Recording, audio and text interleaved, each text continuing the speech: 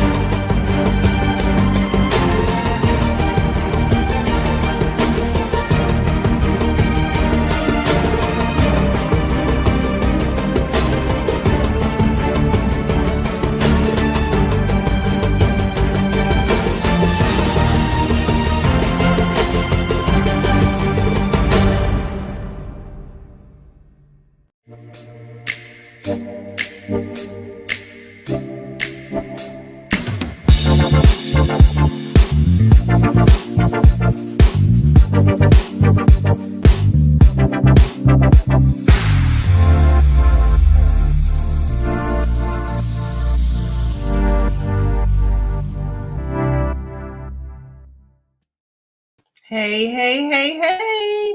Welcome to It's Just Kim, my show.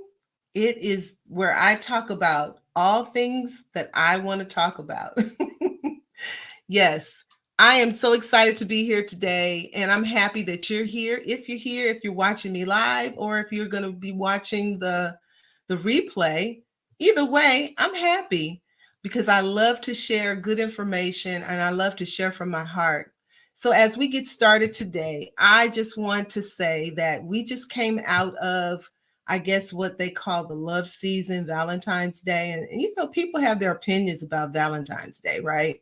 Some people hate Valentine's Day. As a matter of fact, I was on Facebook and one of the folks that I follow, she wrote this little song. She's a musician and she wrote this.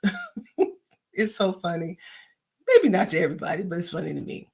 But she wrote this little song. I hate Valentine's Day. I hate Valentine's Day. Who cares about Valentine's Day? You know, and it's really it's made to be funny, but she's making a point. The point is that Valentine's Day doesn't mean the same thing to everybody, and everybody doesn't, you know, think about Valentine's Day as a real holiday. So, I mean, we just came out of that season where it was the love season. Everybody is, you know, showing love and treating their significant others, you know, really nice, buying candy and cards and flowers and maybe taking them to a really nice place, going on vacations, going to a spa, whatever it is that you know that you do on Valentine's Day. Um, hey, and if that's your thing, keep doing it. My husband and I, we this is really strange. This is the first Valentine's Day that we didn't like really like go, oh, it's Valentine's Day. Let's do something special. We really didn't do that. And we weren't knocking Valentine's Day, but what we were doing was we were just chilling and being together. And I told him, I said, you know, we go out and we hang out so much. I mean, it's no big deal for me. And we just warmed up leftovers and ate at home. How about that? It was fun. It was just the two of us. So that was our Valentine's Day. And I said all of that to say it made me start thinking about love and relationships and marriage, something that I think about all the time. And it made me think about how you know, people really don't really understand what it takes to be in a relationship and all the work that goes into it. And my husband and I have been married over, I say over 30 years, but we've actually been married 37 years. And we, we've had some challenges. We've had some ups, some downs. We've had times where we didn't think it was going to last. We didn't think we were going to make it, but we hung in there. And so today, that's what I'm going to talk about. Some things that I've learned with 37 years of marriage. A lot. I can't exhaust it all in one show. So I'm going to do this today. And then next week, or not next week, but the week after, because I do a bi-weekly show, my husband's going to come on with me and we'll probably go more into depth, do some deep diving into our marriage and our relationship and share some personal things with you, the audience, not to put our business out there because it's already out there, child, but to to really help people. And that is our cause right now. Our cause right now is to help people, because we know that there are a lot of couples out there that really don't know what to do. They don't have any good folks around them to give them good advice. They have not had good examples before them. And so, they need some help. And we're not saying that we're here to help everybody, because maybe our story doesn't relate to everyone. Maybe our story doesn't resonate with everyone. But I'm sure there are some folks out there that could definitely be helped by it. But before we get started with that, I want to start with our mantra for the day. Yes, it is Friday. Good friend of mine, beautiful woman of God, Pastor Andre Burke used to say all the time, Friday, Friday. Yeah, it's Friday today. And so I want to start with a mantra. I want us to celebrate the ending of, because I know everybody is not just off on Friday. I'm not off on Friday. I just happen to work from home. But I know that, we come to the close of this week and we've had a doozy. Some of us have had a hectic week. Some of us have had a pretty smooth week, and that's great. But nonetheless, let's go ahead and let's get into this. I want to start by sharing some love bits with you all. Not because of Valentine's Day, just because you are who you are and you deserve to be loved. So first, I want you to repeat after me. Say it to yourself. Sometimes hearing things out loud helps you really believe them and take them in. So the first thing I want you to say, it's okay. We're going to talk about what it's okay. It's okay to not know everything. It's okay to make mistakes. It's okay to ask for help. It's okay to have bad days. It's okay to start over. It's okay to set boundaries. It's okay to be less than perfect. It's okay to do what's best for you. It's okay to say no. No is a complete sentence. It's okay to not be okay. It's okay. Now, these are things that I want you to know.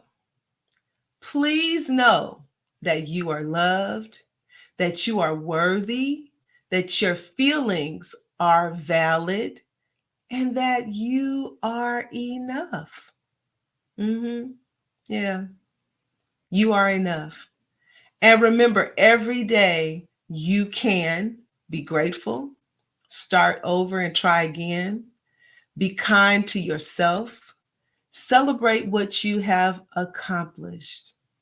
So those are the things that we want to start our weekend with, those items that we want to take into our bodies, into our minds, into our spirits. So now I just want you to stop. If you're up, you just woke up, you got your coffee, your tea, or whatever it is that you take in the mornings, your water. And I just want you to just sit there and take a deep breath. Take one.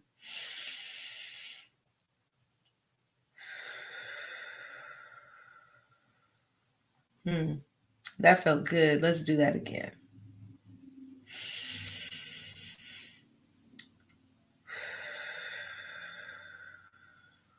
Yes. So our Friday check-in, take time to breathe, feel, ask yourself, how do I feel today? And really, resonate with that, how you feel today. Give thanks. Think about all the wonderful things that God has done for you throughout the week, throughout the year, throughout the month, and give thanks for that. Think about the things that you want to accomplish and start working toward that. Need. What are your needs for today? Think about your needs. Your needs are very important. And then affirm. Take a moment to affirm yourself. Yes, because you're doing a good job and you are important. So thank you for that. Thank you for taking the time out to do that Friday check-in. I know it takes a lot for us to really love on our own selves sometimes. And so that's why I am really excited about doing this show because not only does it help you, but it helps me too. Okay. So, as I was saying, I'm just going to sit back because I really want to just kind of live in this right now. I was saying that I've been married 37 years to my husband, Bishop William Todd Irvin. We met each other at his dad's church. I started going there with some cousins, and because they had a really good youth program going on there. And so they were always doing fun stuff. And so they would always invite me. So I would go. And so the church that my family was going to, we lived in a different area. And so the church that we were going to, I just didn't enjoy going there. I didn't. And so I was like, you know what? I was able to drive. Well, I wasn't able to drive at that time. I would start spending the night at their house on the weekend so I could be there for church. 13 years old. So I started going to that church and I met my husband there. And when I met him, I was just like, oh my God, who is he? Ugh, cannot stand this dude. And so, time went on and we were involved in the same youth activities and things like that. And we started getting to know each other. And still, I was like, nah, I don't want to deal with him, And so time went on. I think I was 13 when I got there. Age 17,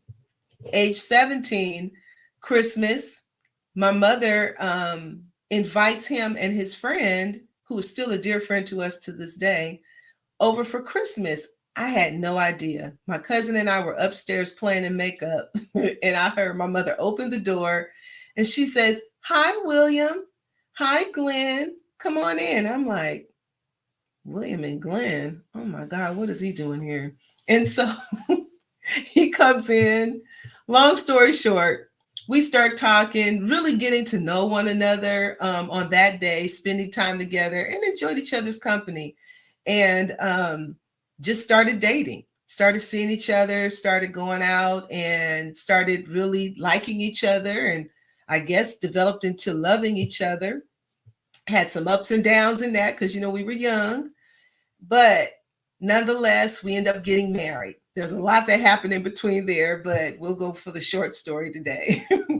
We got married and we had baby. We had a baby pass away. Then we started having children. We started building our life. He had a career. I was in school. And we bought a house. We were young. We bought a house, our first house at the age 20, I think either 21, and he was maybe 23. I mean, we did a lot at a young age. But it took me a long time to make this confession that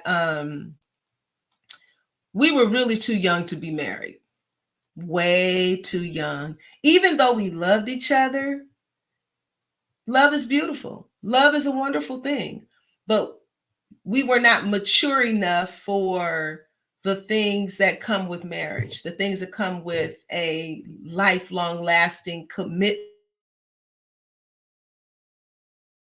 Struggles. We did. We had struggles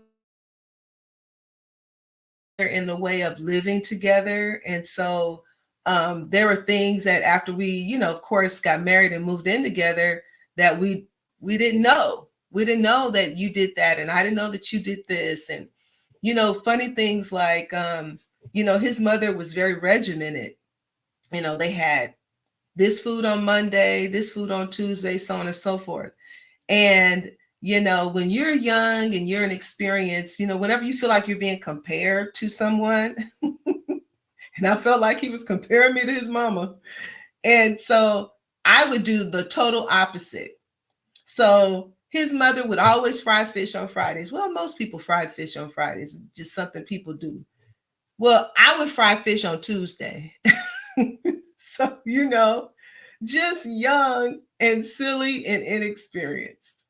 Yes. I mean, it was just crazy. We had some crazy times, the arguments, and we still loved each other. but we went through a lot. We went through a lot. We'll talk about some of the things that we went through on the next show when he comes, when he's with me. But today I just want to share some things that I feel like I have learned, as it relates to marriage. And I 37 years, sometimes I was telling my daughter the other day, I was saying, she was talking to me about something. I had applied for this position and I didn't get the position. And she was saying, Mom, you know what? I have been thinking about, you in that position, and maybe it wasn't the best thing for you, because I was feeling like, that was a lot. And, I want you and Dad to kind of like start settling down now this time in your life. And the first thought that came to my mind was, am I getting old? And so we laughed about it because I told her, I said, you know what, Bray, I said, sometimes I have to remind myself that I am 58 years old. And not that that's old, but I have to remind myself that, don't put yourself out there trying to do all the things that you were doing in your 20s and your 30s, and maybe even some of the things in your 40s. But it's a different feeling. And I told her, I said, in my mind, I'm always 25, but in my body, I'm not. And so she was like, and it's okay. She said, Mom, that's what I love about you is your youthfulness, your willingness to be, still happy and going and be active. So I said all that to say that, it is, it's different, being married a long time or being married 37 years. And I know there are people out there who have been married a lot longer than we have, but it is interesting to look back on some of the things that we did, some of the behaviors that we had, all of that when we were younger. But there are some things that, when you really take note and you really pay attention, you can learn from those things. You can definitely learn from those things. And so I've just kind of jotted down a few things, not everything, but just a few things that I want to share with you today, things that I've learned over 37 years of marriage. But before I do that, I wanted to read something that one of my kids texted to me that really, really blessed me. I wanted to share this with you all, because it meant a lot. And it came from my youngest child. And she sent this to us she sent this to us on Valentine's Day. And we sent love notes to each other on Valentine's Day. We have a family text group, and we just send each other all kinds of I love you type Valentine's messages to each other. So this is what my youngest baby Zion wrote to us. She said, "Parents, I've just thought about you guys at work. I asked my coworker, what was he doing? Was he doing something today with his wife? He said, oh, we've been together for 20 something years. Nothing. They have gone on dates, or she said they haven't gone on dates or gifted each other in some years. She said, I think about this often, but I don't ever tell you guys. Thank you for doing the work and showing us what love could be if two people consistently put in the effort. Of course, things haven't always been easy, and the sparks may not always be as they were when you first began, but you both still make an effort to show love and appreciation for one another almost 40 years later. That's not common, unfortunately, but thank you for setting an example for us. I love y'all. Happy Valentine's Day, Mom and Dad." Oh my God. When I tell you that blessed me, that blessed my boots. I tell you, I was so tickled and happy and touched by the fact that my baby, notices, takes notice of the effort that me and her dad, still after 37 years, the effort that we put into our marriage. And she wasn't even around when a lot of the woof was going on in the marriage. She wasn't even around. She wasn't born, or even young or old enough to notice But she notices the effort that we still put into dating each other and being kind and loving toward one another. And yes, we do a lot of intentional things, very intentional things. I'll tell you one thing we do that's very intentional, or one thing we did that was very intentional. You know, we were going through some really hard times in our marriage. It wasn't even like financial or anything like that, but it was a hard time in our marriage. And we made a decision that we were going to move a distance out. This was our first experience with the IE, living in the IE. And so we packed up the kids and cranked up the car, and we moved all the way to Marietta. And when we moved to Marietta, it was difficult. It was so difficult because I didn't have the same spot or people to help me as far as taking care of the kids. You know, you don't have the same supports. Everybody is 70 miles away. And the kids didn't have their cousins and their friends and their school. I started a new job. I mean, it was a lot that happened, but the intent with that move was so that our family could gel. We have been going through a difficult time, you know, and what affects the parents affects the children. And so during that difficult time, we made that decision that we were going to move our family away so that we could heal and we could gel. And when I tell you that is exactly what happened, it is exactly what happened. Our children learned to love one another. They learned to play with each other. They learned to appreciate one another. They learned to like each other. I see a lot of siblings out there and have had some sibling issues myself at one time. But there have been a lot of siblings that don't have that relationship that, you know, maybe they should. And it's a difficult thing. So we intentionally moved our family to Marietta. We were just moving.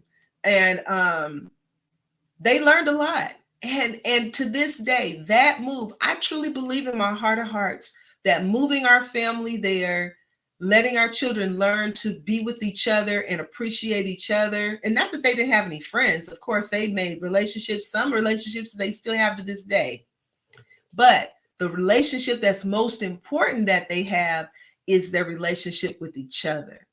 So that was very intentional, very, very intentional. And so, you know, in relationships, not just your marriage, but in your relationships, raising your children, your friendships, all of that, things have to be intentional. You have to be intentional about what you do to maintain those relationships. So, not to get off subject, but I want to go back to some things that I've learned in 37 years of marriage. And these things are true. And I can't say that they are exactly true in the same way for every marriage, but I will say this, that they are basically true for most marriages. Number one, most marital problems can be fixed, even the tough ones. Mm-hmm. I'm just going to sit right there on that one, because sometimes we go through things in our marriage and we feel like this is irreparable. I can't get past this, you know, or he did this or she did that. And he said this and she said that, and I can't get past it. You can, but you have to want to. Okay. Now, let me first stop here and say, I don't advocate violence, any type of abuse of any sort. Okay. So that's not what I'm talking about. I'm not talking about violence or, coming back from that type of thing, domestic violence, but intimate partner violence. I'm talking about issues, problems, troubles, situations that we deal with on a daily basis, and some difficult ones that come up, or some things that may happen that we feel like that's it, that's my deal breaker. But I will say this, if you want to work on it, you can. And if you want to get the help for it, you can. If you want to move through it, not move past it, because when you move past stuff, you don't deal with it.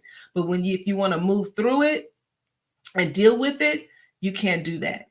Okay. Number two, Using the D word is dangerous.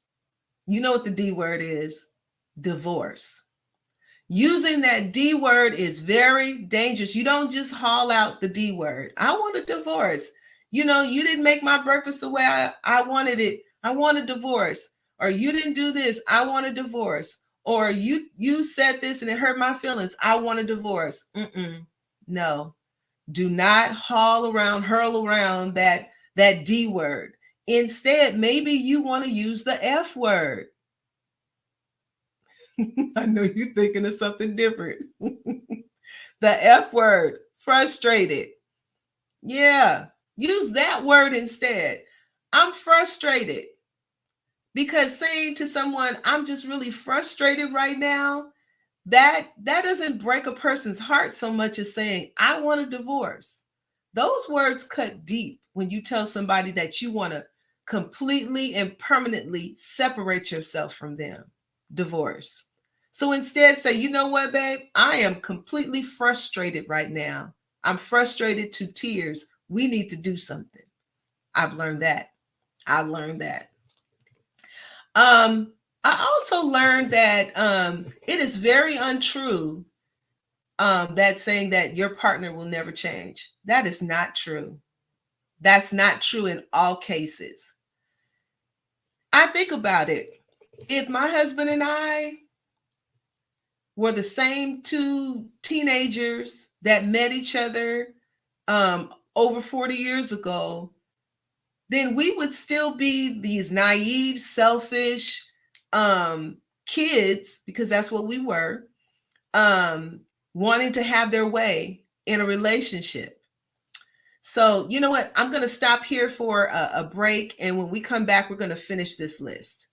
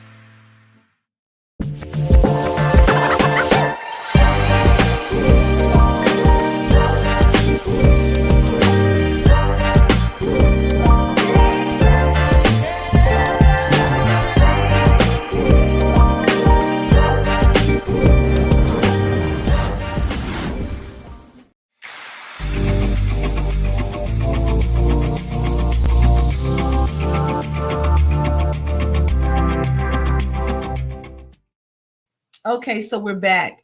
And so what I was saying was, I was talking about people saying that, you know, your partner, your person, they will never, ever change. That's not true.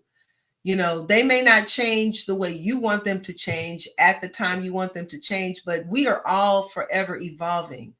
And I was saying that, you know, I told you earlier, I met my husband when I was 13 years old, and we started talking and dating when I was 17. We ended up getting married at the age of 20. However, I know that we have changed and that people do change and people do evolve. You know, we are not the same two kids that we were when we first met each other. So we do change. People do change. Do they always change for the best? Not always. But can they change for the best? Yes. Sometimes we have to change the way we approach our mate, our special person, in order for them to change. Maybe sometimes they don't feel like, you know, you appreciate them enough for them to change. So think about it from those terms. So yes, people can change. Number 4. This is so important. This is so important. And I really want even my children to know this. because this was one of the difficult things that we had to learn in our marriage, that your marriage is not your parents' marriage. Don't even compare the two. Don't do that to yourselves. It's funny because even though we came from two very good families, two parent homes, we were blessed, okay? And his family was structured a one way, and my family was structured a different way. And the thing about it is, you can't look at another person's upbringing and go, oh, that was all wrong because the way we did it was better. The way we did it was right. That's not true. The way you did it worked for your family, and the way you did it worked for your family. And so you cannot compare the two. I mentioned earlier how my husband would always tell me about how his mom did this and she did that.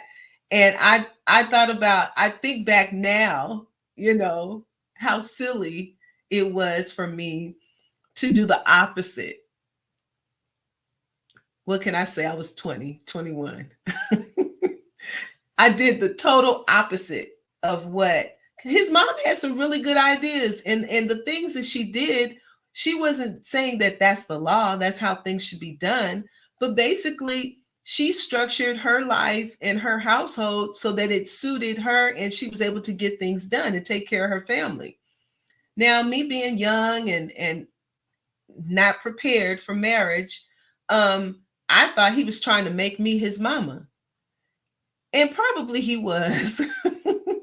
But we were so young and immature, we weren't thinking that, okay, well, maybe we can adopt some of these ways into our marriage. And even from my family, maybe we can adopt some of these ways into, our own family now.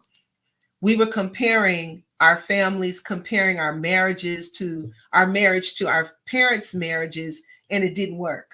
It didn't work. We had to find Kim and William, and we had to find what was best for the two of us. So don't do that. Don't do it to yourselves. Children, my kids, if you're out there listening, don't do it. Dad and I have a great marriage, but don't compare your relationship, whatever that is at this time, to ours. Won't work. Sometimes, this is number 5. Sometimes I had to make this admission. Sometimes I'm difficult to live with. I said it. Sometimes I'm difficult to live with. I know this. I didn't always know this. I didn't always know that I was difficult to live with. I'm sorry. I didn't always know. And I had to start working on me. Yeah. I had to take some introspection of Kim, who Kim is, what her issues are, personality flaws, all of that. I had to take some introspection, and I had to learn about me. I had to first learn about me and then start working on me. Working on me, y'all. Still working on me. Still working on me. My biases, my behaviors, misunderstandings, my prejudice, my erroneous thinking, all of that, I had to start working on that. What I've learned in 37 years of marriage, you always have to work on you. Before you can work on the marriage, before you can work on your partner, you got to work on you. You got to get you together, get you straight before you can go in demanding other people to change and do things. So work on you. It'll make a big difference in the marriage, in the relationship, and even the quality of your marriage will change when you start working on you. It'll change. Things will get better. You'll have a different perspective. Your mate will have a different perspective on you. So let's work on ourselves. Okay. Another thing that I learned is marriage is work. And you hear that all the time, but it's true. It is the truth. It is probably one of the jobs that you will take in your life that you will forever be working 24/7 all the time. You never stop working on marriage. I don't care how long you've been married. 37 years. I've seen people been married 50 years, 60 years, and they're still working on it. Still working on it. And guess what? Not only is marriage work, but the training plan is this: learn on the job. Now, it doesn't denote that you have books and seminars and mentors and your pastor and all these other things that can help you in developing the marriage, but it is definitely a learn on the job, because you're learning each other. You're learning things about one another, how we all, think, how we're wired, the things that we love, that we don't like, things that we prefer, all of that. It's always work. It's always work. And the thing is this: when the going gets tough in a marriage, it's usually a sign that we need some new skills, because we don't come into the marriage with all the skills that we need. So when it gets rough, when you guys are like, just kind of bumping heads and all of that a lot, it's usually a sign that there's some new skills that need to be developed in the marriage. Next, during the hard times, what I realized, that it was our commitment that kept us together. It wasn't the children, wasn't all the property or the cars or the things that we accomplished together that we didn't want to lose. No, it was our commitment to ourselves, to us as a couple, that it was really our saving grace. Number 8. Let me go back to number 7. Also, let me say that just rehearsing those words that we said to each other, till death do us part, that resonated for me. And I thought about, you know what, let me at least try. Let me give it a little more effort before I just say, I'm calling it quits. Number 8, not to take my husband for granted, not to take him for granted. Be nice, be kind, be pleasant, be polite, be respectful, just like you would other people that you encounter in the world. I learned after a while that I need to be polite. I need to say thank you. I need to say I'm sorry. All those things. And I'm running out of time, but let me say this. I also learned in 37 years of marriage that we need space. And I'm not talking about separation. You go away for 3 months. That's not what I'm talking about. Some days I need to get in my car and roll this direction, and he may need to get in his car and roll that direction, and give each other some space, some time to be with ourselves, to be with other friends, other people that we love and care about, and not feel intimidated by that they're going to enjoy being around those people, more than you. Yeah. Last thing I want to say is this.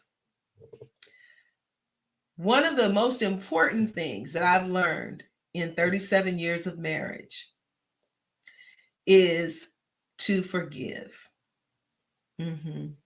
Forgiveness is so important. And sometimes you have to look at forgiveness like forgiveness is not so much for that person, but it does benefit them, because people need to be forgiven. They need to know that they are forgiven.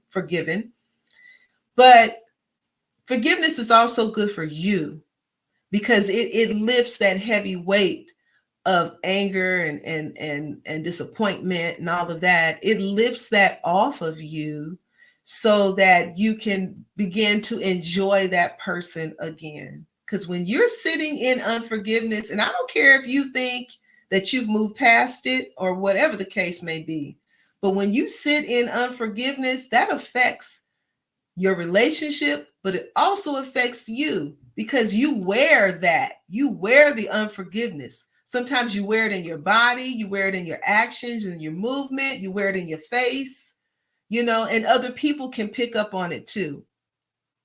So I just want to say this as I come to a close. Thank you for sharing this space with me. Thank you for letting me just talk about things that, that I believe are important.